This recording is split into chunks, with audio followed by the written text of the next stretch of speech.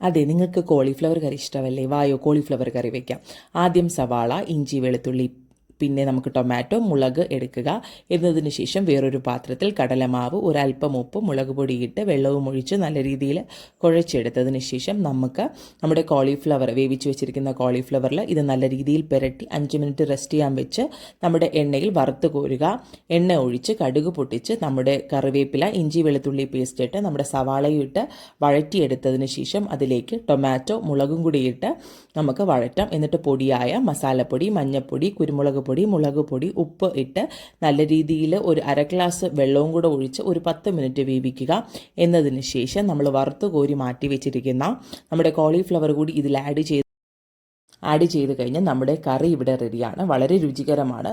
ദോശയോടൊപ്പമോ നമ്മുടെ അപ്പത്തിനോടൊപ്പമോ നമുക്കിത് രുചികരമായി കഴിക്കാം. അപ്പോൾ എല്ലാവർക്കും ഇഷ്ടപ്പെട്ടു എന്ന് കരുതുന്നു. താങ്ക്